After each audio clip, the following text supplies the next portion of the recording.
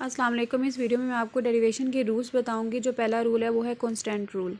Constant rule में आपको कोई भी वैल्यू डेरिवेशन में आपके पास कोई भी कांस्टेंट गिवन होता है वो इक्वल टू ज़ीरो होता है। यहाँ पे एग्जांपल मैंने गिवन दी है d/x 2, यानी 2 एक कांस्टेंट है तो वो किसके इक्वल होगा, ज़ीरो। यहाँ पे कोई भी वैल्यू होगी 1 2 3 4 whatever the value is which is equal to zero, क्योंकि डेरिवेशन में हमेशा जो कांस्टेंट वैल्यू होती है वो इक्वल टू ज़ीरो होती है। नेक्स्ट है पावर रूल। पावर रूल आपके पास यहाँ पे गिवन है d/x की पावर n। पावर रूल में हम क्या करते हैं, जो पावर होती है वो स्टार्ट में आ जाती है, x एज इट इज़ आ जाता है, और फिर पावर में से हम एक को -1 को क्या कर देते हैं, 1 को सब्सट्रैक्ट कर देते हैं। तो ये है पावर रूल।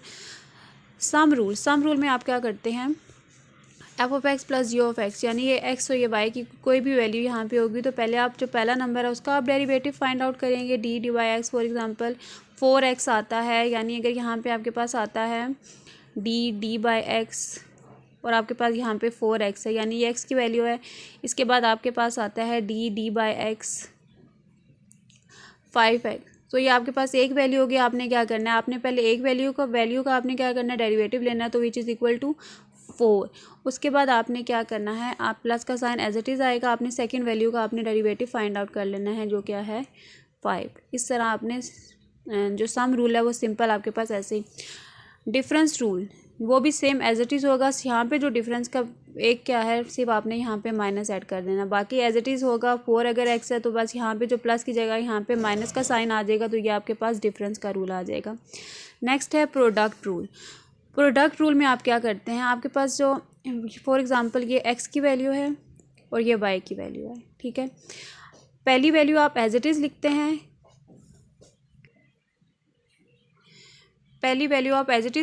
सेकंड वैल्यू का आप डेरिवेटिव लिखते हैं। उसके बाद प्लस का साइन होता है प्रोडक्ट में, आपने हमेशा याद रखना है कि आपने प्लस का साइन आपने एंटर करना है, लिखना है। उसके बाद सेकंड वैल्यू आपके पास एज इट इज़ होती है और जो फर्स्ट वैल्यू होती है उसका आप डेरिवेटिव लेते हैं। जैसे यहाँ पे मैंने आपको बताया था, एक एग्जांपल ली थी, यानी ये हमारे पास जैसे है 4x और 5x, ये हमारे पास दो वैल्यूज़ हैं। तो पहली वैल्यू आपने क्या करनी है, 4x एज इट इज़ आएगा और सेकंड वैल्यू जो 5x है इसका क्या आ जाएगा, डेरिवेटिव 5।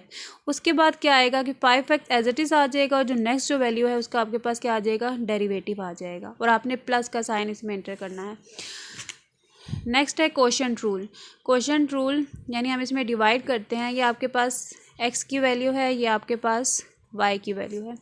यहाँ पे आपने क्या करना है, जो पहली वैल्यू है जो सेकंड वैल्यू है y की वैल्यू है वो आपने पहले लिखनी है। उसके बाद जो पहली आपके पास x की वैल्यू ऊपर गिवन होगी उसका आपने डेरिवेटिव लेना है। और कोशेंट रूल में आपने हमेशा माइनस का साइन लिखना है। उसके बाद जो है f(x) एज इट इज़ आएगा और जो आपके पास y की वैल्यू है उसका आपने क्या करना है, डेरिवेटिव। यानी पहले y आपके पास एज इट इज़ आएगा, x का आपने डेरिवेटिव लेना है, माइनस का साइन, x फिर एज इट इज़ आएगा और फिर आपने y का डेरिवेटिव लेना है, और इसके बाद डिवाइड का साइन। उसके बाद आपने क्या करना है, जो नीचे y होगा उसका आपने स्केल ले लेना है, कोई डेरिवेटिव लेना है सिंपल। आपने अगर आपके पास यहाँ पे 3 गिवन है तो आपने 3 का स्केल ले लेना है, 3 3 सा 9। तो ये आपके पास कोशेंट रूल है। उसके बाद जो नेक्स्ट है वो है चेन रूल। चेन रूल में आप क्या करते हैं, आपने सिंपल वैल्यूज़ का आपने क्या करना होता है, f'(g(x) और g'(x), यानी पहले f का डेरिवेटिव, उसके बाद आपने क्या करना है, g का आपने डेरिवेटिव ले लेना है।